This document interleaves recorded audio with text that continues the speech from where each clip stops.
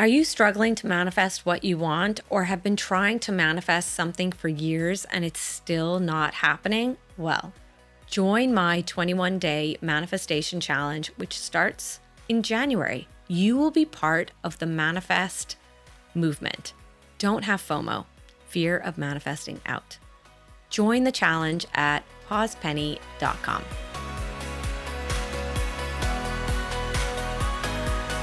What's up, manifestors?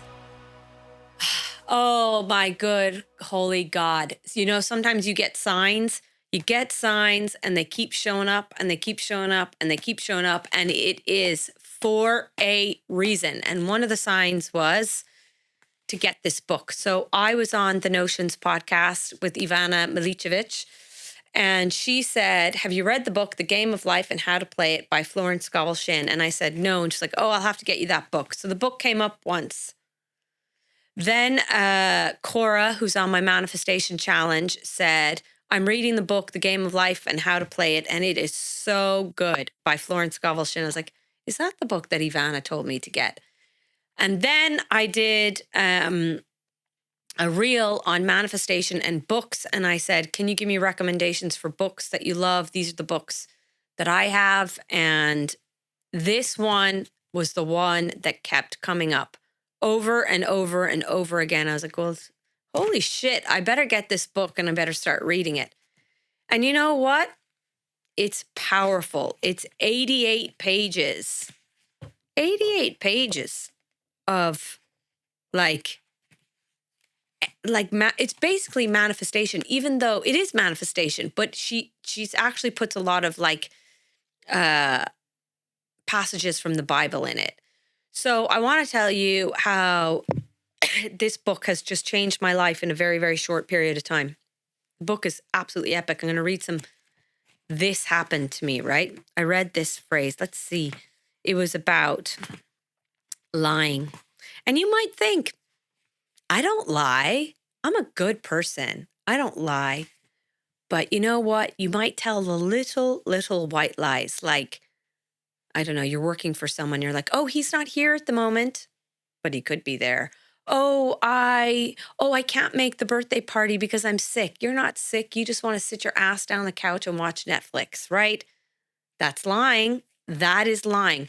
But you know what I lied about? I lied about money. So I was telling Ivana the story that a couple of years ago, I got a manifestation coach and I paid $6,000 for it.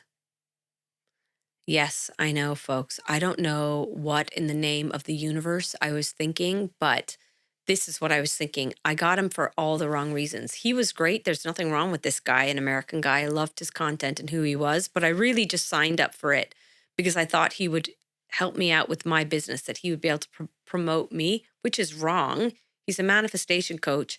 He's not a content creator for me or a promoter for me. His purpose is to help me manifest. I already know how to do that shit. I don't need a manifestation coach. I am a manifestation coach. I didn't need him. So I had 8 calls and I only did 3 because I was just like, I don't need this. I'm just not getting anything from it. But anyway, I really wanted to do it.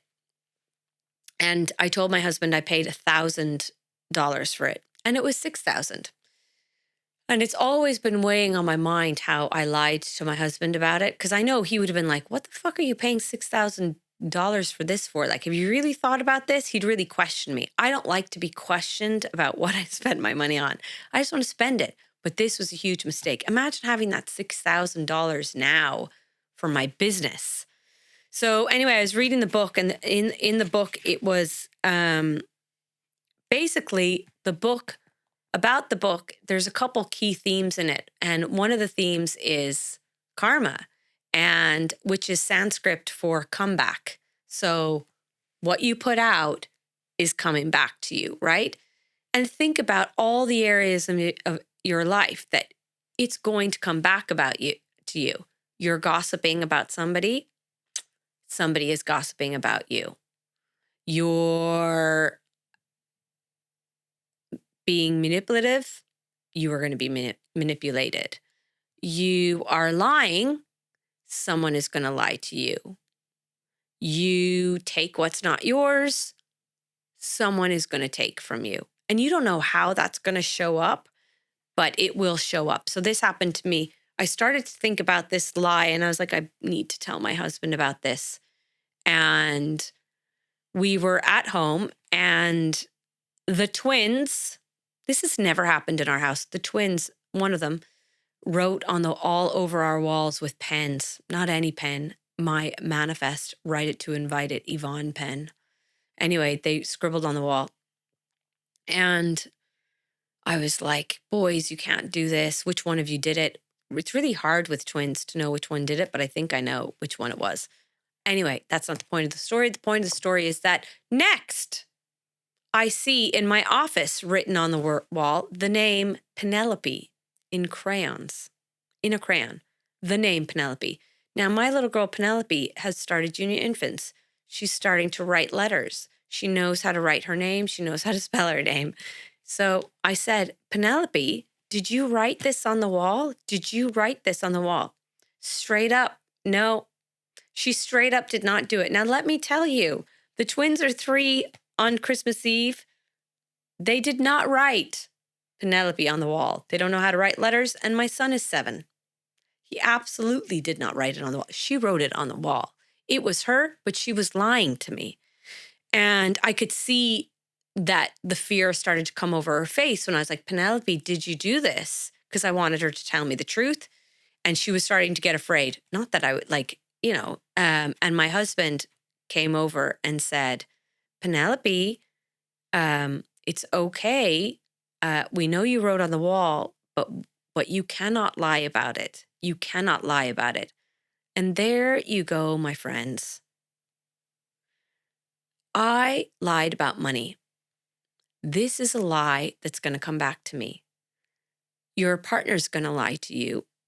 If you're lying, your partner might lie to you. You don't know how. Where were you last night? Anyway, or your boyfriend. Or maybe your kids will start lying to you. Now, I'm not saying they don't know about your lie. They don't know about your lies, little white lies that you're telling. But the law of karma, Sanskrit comeback, is that it's going to come back around. And if you do not want lies to be coming back to you, your kids may be lying to you, your partner, your mother-in-law, your friends, your workplace, whatever it is, then you got to cut out the lying yourself. So anyway, I called my husband to tell him, because it's on the podcast with Ivana, and which is coming out in January 1. Oh no, the following week in January. Anyway, and I was like, can you answer the phone, please? I need to tell you something immediately. I do not like, and he was like, so anyway, I told him, and it was really great to get off my chest. Now he was fine about it. He was totally fine, because he actually, I think I apologized and told him, like, it's just not going to happen again. I'm just not going to lie again. So think about, like, what I would say is manifestation is a fierce belief in possibility, but manifestation is also who you are and how you show up in the world. Manifestation is a journey. It is your life. So how do you want to show up? Do you want to show up as the person that tells these little white lies because you've convinced yourself, it's okay, there's no real harm done? But the reality is it's going to come back to you. So that's one thing that I would say. So I'm going to just read a couple of things out of this book for a few minutes, because I think it's just so, so good. One of the stories was, a woman came to me to speak the word that she would marry a certain man with whom she was very much in love. She called him AB. So, and she said, she said, this would be a violation of spiritual law, but I would speak the word for the right man, the divine selection, the man who belonged to her by divine right. So I added, if AB is the right man, you can't lose him. And if he isn't, you will receive his equivalent. So effectively what this is saying here, which I think is a really important topic, is what I've said before is, don't be too specific. Be very clear on what you want, whether it's like abundance, a new house, a dream job, a dream guy, but don't be so specific that you only give the universe one option. It has to be this guy, it has to be this house, it has to be this job, because you may get that, but it may not be the right one for you. You know, there could be a lot of loss in that house that you have. The soulmate that you really want could end up in misery or divorce. So don't be overly specific. And what this book is saying is, if it's the divine selection, you will get it. So that's the first one. Then she talks about man can only receive what he sees himself receiving. Visualization. Step 3 in our manifestation practice. What do you see? So she's talking about here, you can only receive what you can visualize yourself seeing. You have to create the belief that it is possible for you. I loved this one. A person knowing the power of the word becomes very careful of his conversation. So basically what she's saying here, once you recognize how powerful your words are and become aware of them, that is when you know you need to be careful with what you say, because you know it comes back around. I'll give you an example. Oh God, this is such a bitchy thing that I said. I'm not ready to, okay. This is a bitchy thing that I said, but I've told another story. Okay, I'll tell the story. Fuck, I hate telling the story. This is such a bitchy thing to say. Guys, sometimes we can be a bitch, right? And I was a bitch here. Okay, so there's this guy back in the day that I really liked. And let's just say we had a couple of encounters, but really he wasn't interested in me. That's overall. Like, he really just wasn't. I was totally rejected by this person. And this person is in the fitness space. And I remember I was chatting to one of my friends, and I saw him outside of this really, really big, gorgeous house. And she was like, "Oh, X is in that house." And I was like, he clearly is just visiting that house. He can't afford that, and he'll never be able to afford it. I said something like that. And I remember catching myself right after I said it. And I was like, who the fuck do you think you are, Yvonne, talking about people like that? That is such a bitchy thing to say. He might be able to afford that house one day. He might not. That might be his house. And so what I would say is, catch yourself. We're all going to make mistakes, but own up to them. I'll never forget how shitty I felt after saying that. I was like, why did you need to say that? Why did you need to say those words? And the reason why I need to say those words, because I felt better than him, because I lived on that road. I had a house on that road, and he rejected me. So you reject me, I'm going to be a bitch, and I'm going to say bitchy things. So it's wrong. It is wrong. If someone hurts you, send them love and goodbye, because what you put out, you're going to get back. So I'm sure it came back to me by somebody saying a really bitchy thing about me. Okay. Now let's just one more. A woman came to me asking for treatment for prosperity. She did not take much interest in her household affairs, and her home was in great disorder.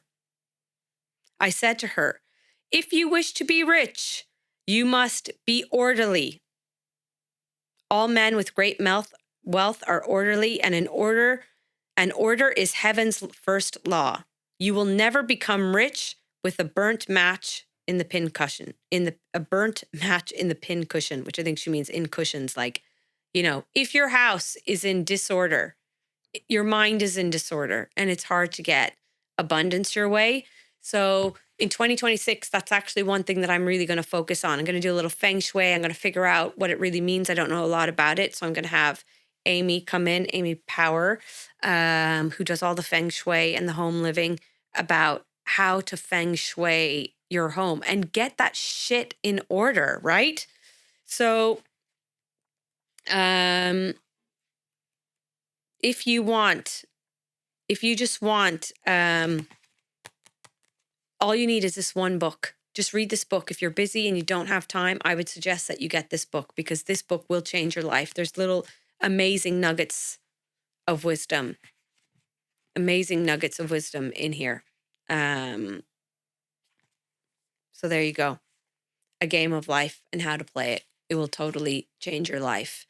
And you may have to own up to certain shitty things you said, or the lies that you've told, like me, after you read this book, because you'll get a deep sense of, oh shit, even those small things that I do that I think are harmless, they're coming back around. They are coming back around. So see ya, manifestors. Whoop, whoop. Oh yeah, and join the 21-day manifestation challenge. It's a total vibe. It is a total vibe. And what you'll get from it, you'll get me telling the truth, the whole truth, and nothing but the truth. So you'll be in good company. Bye-bye.